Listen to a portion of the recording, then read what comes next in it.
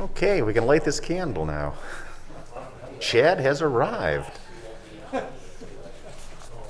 Now shame him. We waited the entire meeting. What's up? Okay, good afternoon, everybody, and welcome to the chambers for the Lake County Commissioners. I'd like to thank those for physically joining us here today in the audience, and also those who are streaming from numerous locations around the state of Ohio, from all types of media that have expressed an interest in the subject matter that we're going to talk about today. I'd like to make some introductions at first. First of all, this is an effort by the 6 county commissioners in Lake County and Ottawa County, the 2 counties that house a nuclear power facility.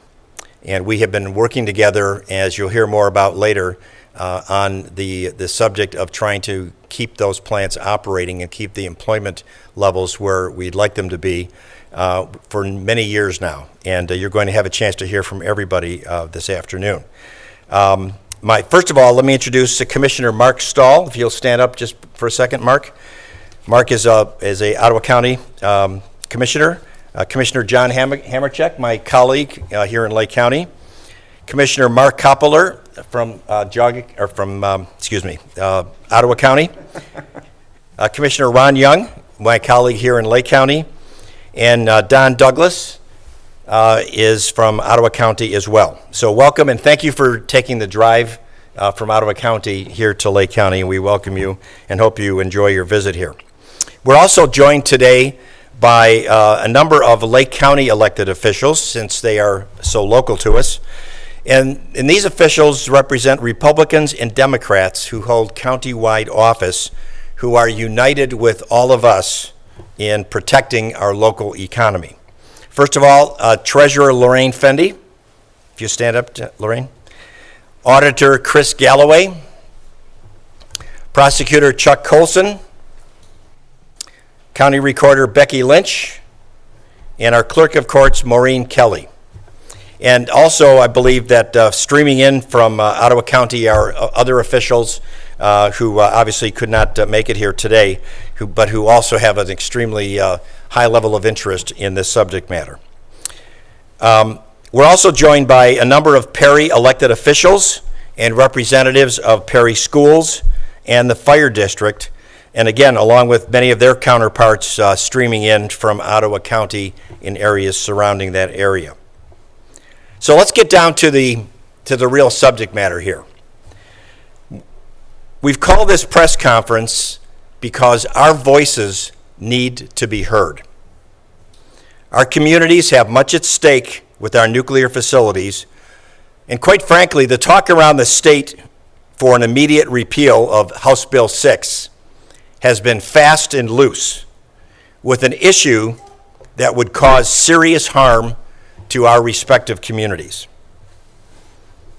The events of the last several weeks in Columbus are indeed regrettable, and we will be hearing more about all of that in the months and weeks ahead. These allegations have, unfortunately, cast a negative pall on House Bill 6, which addressed both energy and economic and policy issues. If these allegations turn out to be true, those responsible should be punished according to state and federal laws, for they will have been shown to have betrayed the public trust.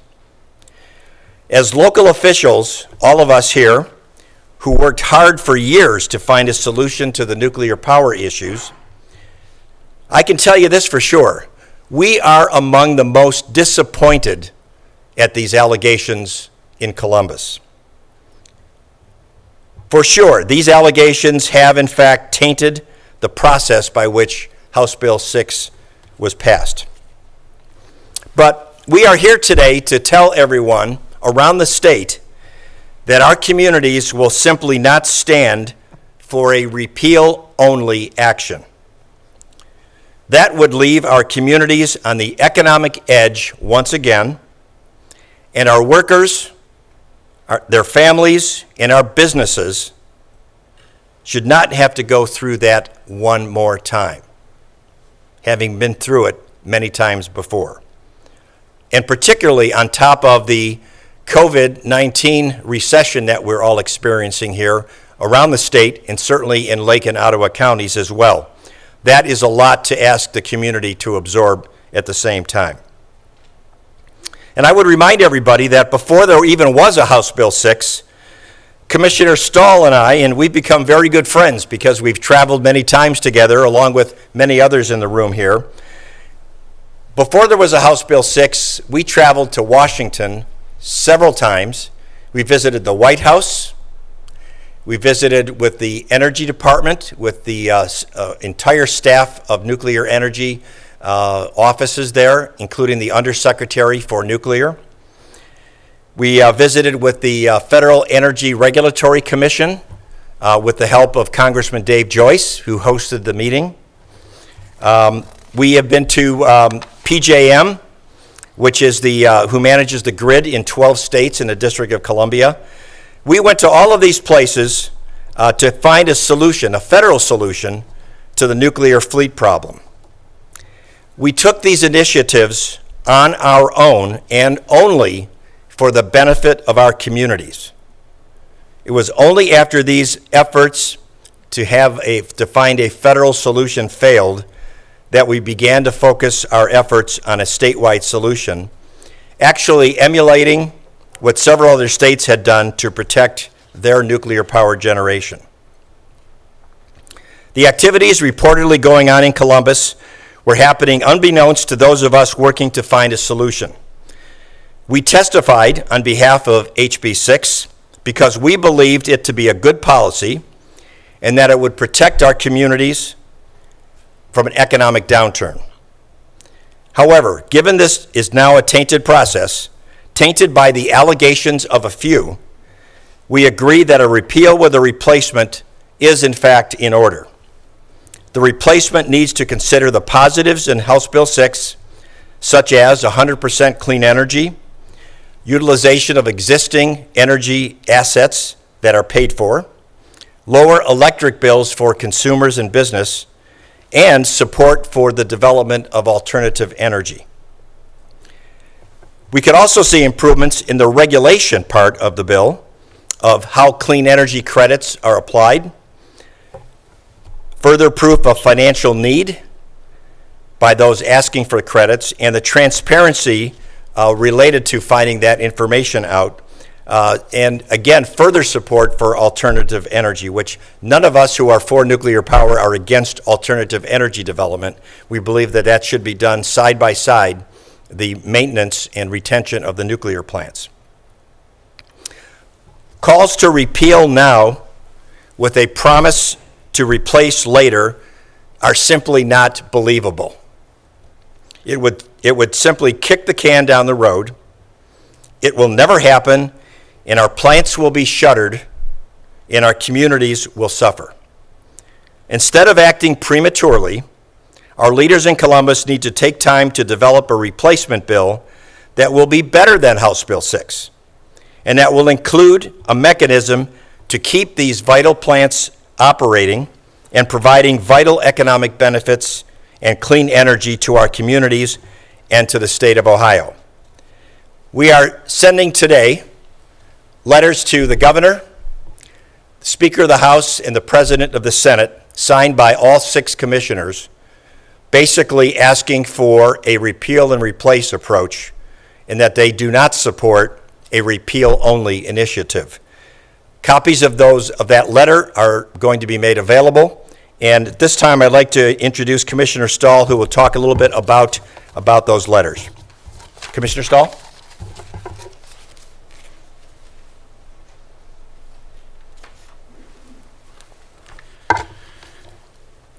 Thank you, Jerry.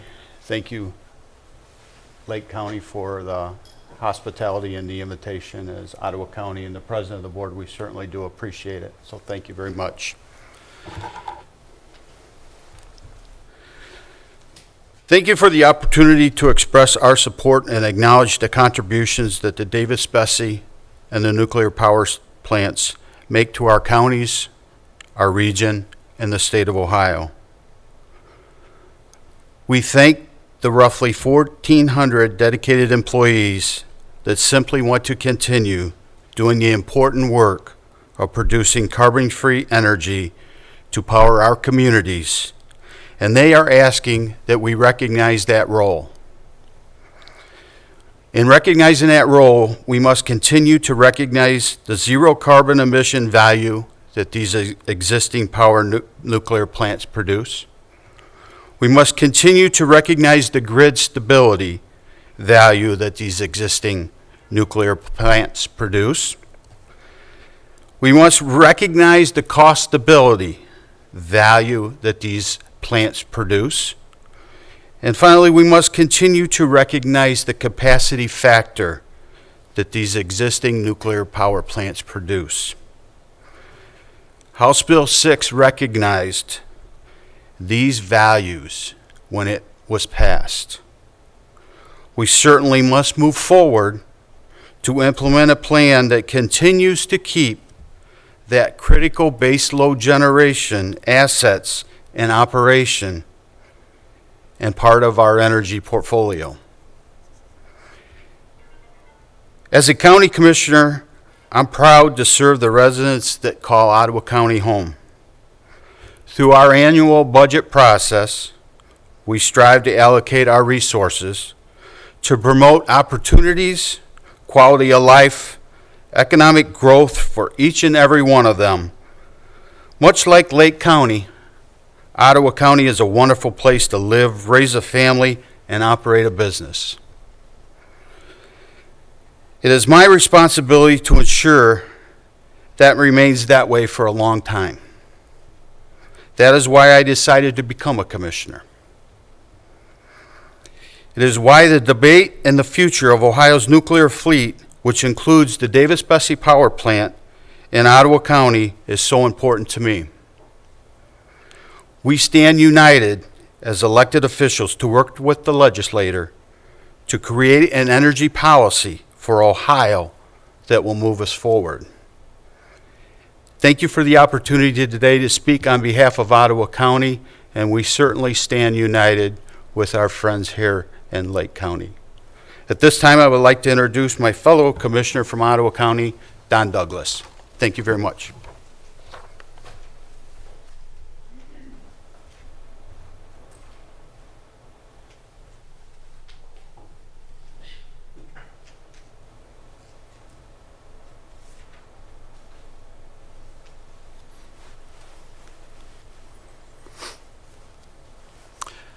Thank you. I as well want to start by thanking Commissioner Serino and Lake County for their hospitality and for a tour of their beautiful facility here. This is very nice, very impressive.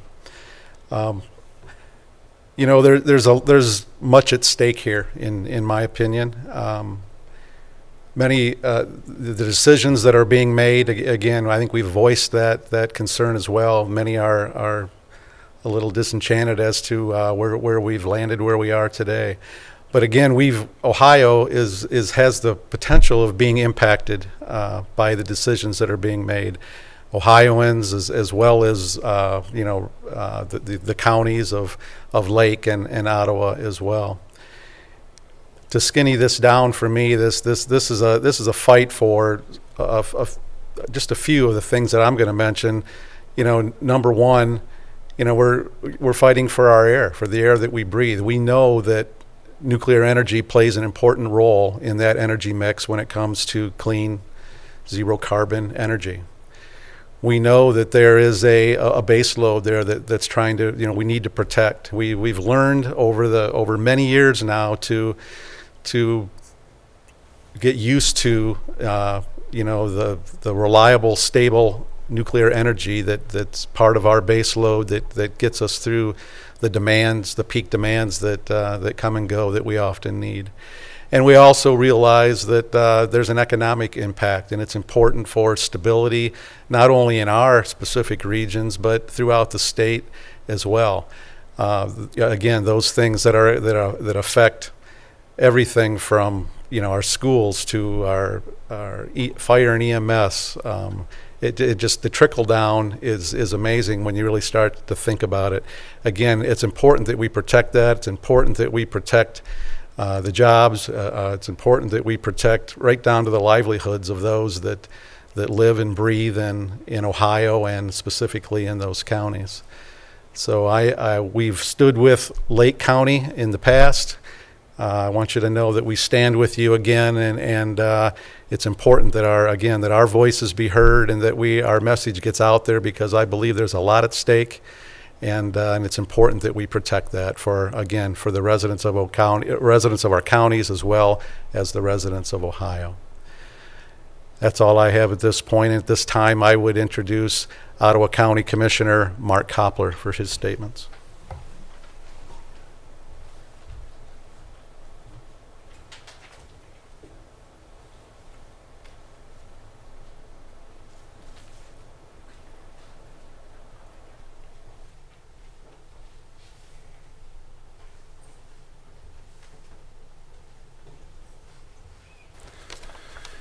Well, good afternoon. We're glad to have this opportunity to have our voices heard as far as what happened with House Bill 6 and the fate of our nuclear plants. And for me, while it's disappointing that House Bill 6 is under consideration to be repealed due to the alleged improper action by the former Speaker of the House and possibly others, the merit of House Bill 6 is still valid. Nuclear energy needs to have a place in Ohio's energy portfolio as a clean and reliable provider. No other source of electrical production can compare with nuclear energy. Some of the green energy producers may have a zero carbon output when they are producing, but they're constrained by time of day and weather conditions, and they can't be relied on for that baseload production. Coal, gas, oil-fired plants, they not only produce great amounts of CO2, but they need a constant supply of material to burn. They're marginally efficient when they are operating, and they struggle to operate or shut down completely under extreme cold weather conditions, as they did in the winter of 2014. Nuclear energy is needed and vital for baseload energy production for manufacturers in the state of Ohio. The Davis-Besse and Perry nuclear plants can operate up to 2 years without refueling. They produce zero carbon emissions, and when operating, they are producing 24/7, regardless of time of day or weather conditions. The saving grace right now for natural gas is that it's cheap at this time. Now, I was a HVAC contractor and electrical contractor since the late 1970s. And some of you may remember back in that time, you couldn't even get a natural gas connection because of supply issues. I also remember that back in the 80s, natural gas was so expensive, manufacturers were forced to increase efficiencies of equipment to make it more affordable. And so we seem to forget just how volatile natural gas prices can be. Nuclear energy production needs to continue in Ohio, or the consumer will pay. Nuclear energy might be one of those things that keep prices down at this time, and I think that's important. And I think passage of House Bill 6 was the right thing to do. Thank you for your time, Commissioner Serino.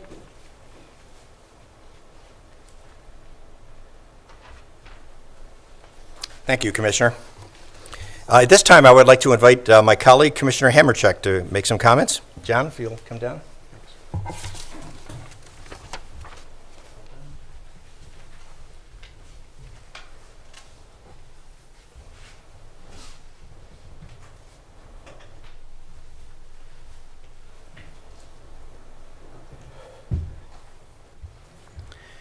It's fair to say that the commitment from Ottawa County and Lake County Commissioners is sincere and genuine. This has not changed. The merits that have earned this commitment have not changed. Our communities are relying on stable power, a stable economy. Our region depends, we've heard the term base load. Well, our region as well as our state relies on this, else we will be a net importer of electricity. If we're going to continue to regain our position nationally as a manufacturer, we need to have stable energy sources. This has not changed. The fact that 90% of our clean energy is produced by these two plants has not changed. What has changed is we had a few bad actors who engaged in activity that was beyond, I'll say, being disappointing, and I'm trying to be polite. We have many challenges before us, but we should not throw the baby out with the political bathwater. This, again, has not changed. Do not punish the people of the state of Ohio because of a few bad actors. Thank you.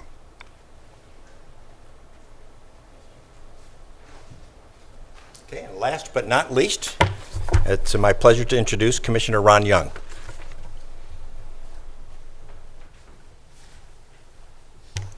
If you're wondering about the Derby, I've been diagnosed with leukemia, and a little bit of chemotherapy goes a long way toward removing hair.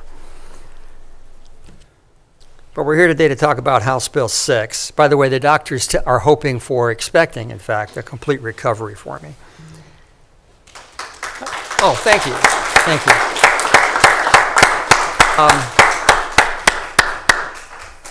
Just as Commissioner Hamercheck was saying, House Bill 6 is simply good policy. That's what it is. It's good for police, for fire, for jobs, for schools. Just think about the school situation in Perry. If they lose those revenues, what's going to happen to families there? It's going to happen to families on the edge that are struggling now to make things happen when taxes go up, and they would have to go up. So just one quick example. So locally, as it really has been stressed here today, we really need the policy from House Bill 6 to make Lake County work. Statewide, we're talking zero emissions. That's huge statewide. Plus, and the topper for me on House Bill 6 was that rates statewide go down, consumer rates.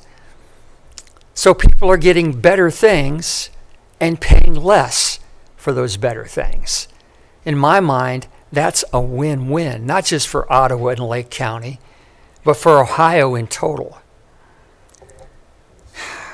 I've spent 16 years in the General Assembly. I saw a lot of bills pass, a lot of bills fail. This bill was thoroughly vetted. There was debate after debate. People were switching sides. People were jumping back and forth on this bill. It was very fluid and changing constantly.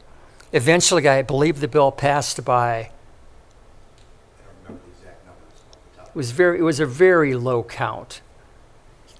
It barely passed.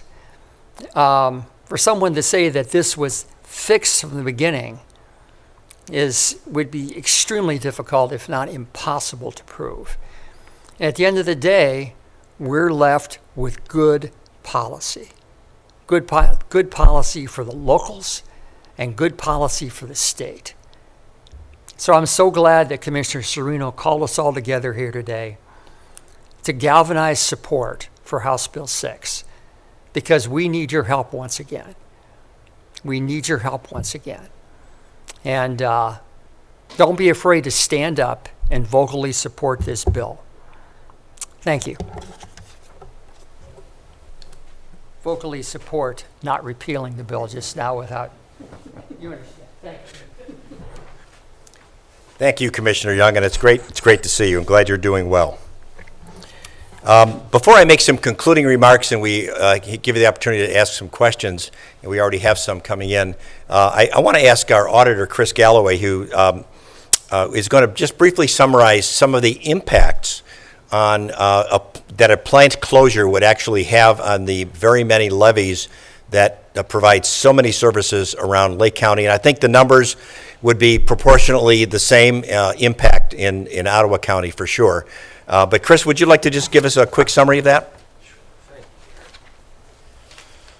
Thank you to Jerry and the other commissioners for so eloquently outlining the importance of keeping House Bill 6 and its intended positive effects in place despite the difficulties in Columbus. One of the things referenced by Commissioner Young and Commissioner Serino is the closure of the Perry Nuclear Power Plant would result in approximately, over a 5-year period, about a 74% reduction in its market value. And what that would mean for Lake County is that there would be a loss of about $3.48 million annually in tax revenue from that plant, direct property tax revenue to the county and the various county agencies and the various local entities that rely on that revenue for their operations, including the schools. And as Commissioner Young correctly outlined, when levies are created, they're based on a final dollar amount, and any closure of the power plant would result in those dollars having to be reapportioned back to the other property owners within a taxing district. So that means that everybody in this county would see much higher property tax bills to make up the loss of that nearly $3.5 million. But I also want to just take it a step further beyond the impact and the immediate impact on the levies within this community and the inside millage of Lake County. And assuredly, this is very similar to what Ottawa County would be experiencing as well. So you can really just mirror this and it'd be a multiplier of 2. Our estimates are that the Perry Nuclear Power Plant spends approximately $60 million annually on services, supplies, and goods for the plant across the greater Cleveland metropolitan statistical area. If there was a shutdown, and nuclear power plant shutdowns usually occur over about 5 years, at the end of that 5-year period in that drawdown, over the following decade, that would be a loss of almost $600 million of expenditures over a decade into the greater Northeast Ohio business community. So that's all your ancillary support services, businesses, etc. That is a sizable impact on not just Lake County, but the entire region and certainly the state. Locally, Perry Power Plant and its employees spend about $130,000 annually on charitable causes. With the closure of the plant and the loss of those jobs, those charitable contributions and support in our community would vanish. That would end up being about $1.2 million over the following decade in lost charitable contributions into our community directly. Beyond that, employment, the power plant employs approximately 768 people, 600 of which live in Lake County. There are about 119 additional support staff within the First Energy family of companies that are across the area supporting power plant operations. A closure of that plant would result in loss of probably about 95% of those jobs. And the average, just to give you an idea, the average power plant employee makes nearly $71,000 a year. So you extrapolate that out times 800 and the impact on that in the multiplier. Over a 10-year period, our region would lose over $500 million in income. That is certainly a sizable loss to our area, as Commissioner Hammercheck illustrated, in terms of our desires to be a rebounding region for manufacturing and other industries. But beyond the loss of the jobs, just locally, to Commissioner Serino's point, this is a statewide issue financially. The employment multiplier for nuclear plants in Ohio is approximately 7.55. Thus, the presence of a working nuclear power plant creates an additional 5,810 jobs throughout the state of Ohio. The loss of those jobs by themselves would raise the state's unemployment rate by 0.5%. So I think that we all hear the importance of the power plant for Lake County and for Ottawa counties in the state of Ohio in a generalized sense, and folks at home may say, well, we can get our power elsewhere, what does it matter? If you look at these numbers, it matters a lot for our region and the state of Ohio as a whole.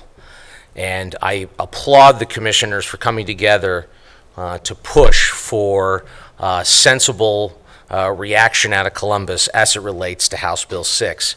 Now, for those members of the public and the press that are here today, a member of my staff, Pam, in the back of the room, has copies of what I have gone over today. There's a lot more additional data in here that I didn't want to dive into, but go ahead and raise your hand and she can go ahead and get you one. Thank you very much. Thank you, Chris. Very helpful information. So I'd like to just make a few concluding remarks here before we take some questions. So as of now, many legislators, many media outlets, and groups such as the Coalition to Restore Public Trust are actively calling for a straight-up repeal of House Bill 6. We agree that the allegations, as we've referenced already, clearly indicate a need to restore some public trust. But restoring that public trust does not have to include the severe damaging of two local economies and backward steps in meeting clean energy goals. Those pushing for an immediate repeal seem ready to throw Ottawa County and Lake County literally under the bus. Why should our communities be held responsible for the unseemly actions of a few? Let's step back and look at the policy, the energy policy and the economic policy. There are two very important sides to this issue.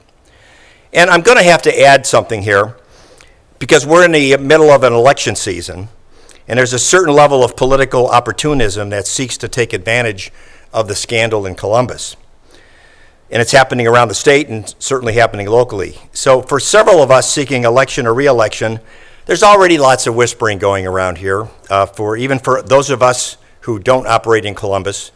And I would just ask those people who are spending so much time trying to find some little snippet of information that can be used against those of us who have been working hard for keeping Perry and Ottawa County, Davis-Besse open, that instead of spending so much time looking around and scouring the social media for a photograph of me with Larry Householder, who I've never met, never spoken with, and never corresponded with, let's turn those efforts and those activities toward working with us together as elected officials to figure out a way to keep Perry and Davis-Besse open. As commissioners, we have a responsibility to work on behalf of our residents and our businesses. We're fresh in the middle of the COVID response and the economic impact of that. All six of us take this very seriously, and that's why we are formally asking the governor, the speaker, and the Senate president not to forget about the people of Ottawa and Lake counties. We are now available for any questions that any of you may have. Thank you for your attention. Any questions? Yes, sir. Yeah, you had answered one of the big questions coming in that actually we had talked about earlier was concern about the alleged tainted process and the long-term effect. And you answered that in that you support repealing with a replacement. Right. Now, kind of doing it together.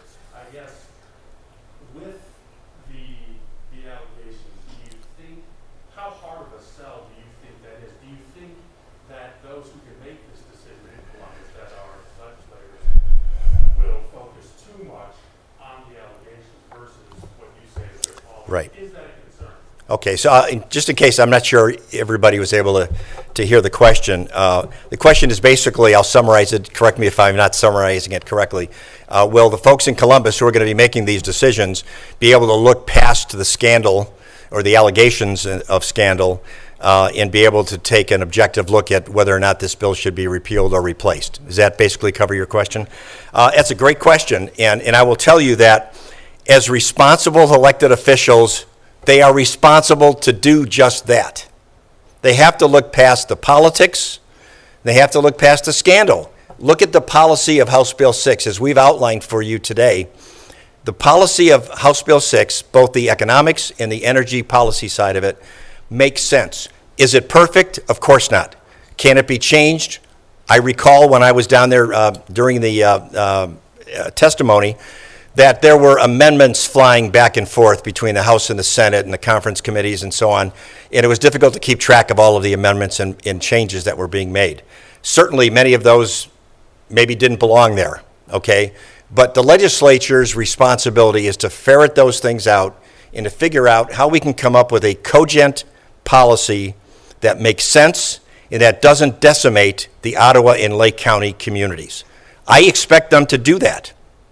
And as you know, I'm not going to get into this too much, but I'm a candidate for the Senate, and I expect to hold myself to that very standard when I get to Columbus in 2021. I hope that answers your question. Thank you. Any other questions? Do we have any email questions, Jason? Yes, you have a question submitted by Dan Singler at the Cranes Akron Business. Is there a repeal and replace bill out there now that Ottawa and Lake counties support, or do you know of one being drafted? We are not aware of a what I would call a buttoned-up repeal and replace bill, or replacement bill, I should say. What we've heard most of are calls for the repeal, and some conversations, some thoughts about a replacement bill. In fact, we should mention that we are in concert with the governor, who has publicly stated that he is not in favor of a straight-up repeal, that he is in favor of a repeal and a replacement bill. We just don't have a lot of specifics yet. And as county commissioners, you know, it's not our task to write the replacement bill. We have some ideas and we have some thoughts, and we'll be happy to make those known. But it's really the legislature's job to figure out how to do this in a way that will be acceptable to more parties, and that will get good bipartisan support, just like we have bipartisan support here in Lake County with all of our officials, because we know this is the right thing to do for our community. It's our responsibility. And we're not going to let party politics get in the way of doing what's best for our community, and I applaud all of our colleagues for being on board here with us. We should expect the same thing in Columbus. And I don't think that's asking too much. So we look forward to seeing a bill that would be a replacement bill that would address some of the concerns and issues that those who don't like House Bill 6 have. And we are happy to provide input into that. Next question? That's it? Any other questions here from the audience? Yes, Lorraine? Thank you, Commissioner. I don't have a question. I just pretty much just have a comment. Having been down in the legislature 8 years myself, I understand how things work down there. And I know one of the things that is in House Bill 6 was a promise to keep the Perry Power Plant open, but I don't think there was a definition of what keep open is. So if there's a replacement bill, I'm going to ask all 6 commissioners to make sure that there is a definition in there, because they can keep it open 2 or 3 days a week, not 24/7. They could let 500 of the 700 employees go. Right. Was that able to be heard? Answer. Our treasurer, Lorraine Fendi, made the comment. She spent many years in the state legislature in the House, and she was commenting that House Bill 6 had some components in it that required the plants to be open, but not with as much specificity as you would like in terms of how open, and could they take it down to a fractional operation of some sort. I think there's probably some technical issues with a fractional operation of a nuclear plant. I was not a physics major, so I'm not going to comment any more deeply than that. But that's a great point, and we'll certainly be looking out for that to make sure that we don't get snookered into something that is less than keeping the plants open at the employment that we see today. Any other thoughts or questions? Chad, anything? No? Great. Well, you can contact our office here, and you can contact, on our press release, we have contact information for Commissioner Stahl and his office. We appreciate your time this afternoon in listening to us. And let me just close with one final statement. We need our state legislative leaders and our governor to stand up for nuclear power, clean energy in the state of Ohio, and to not forget about the communities of Lake and Ottawa County. Thank you very much.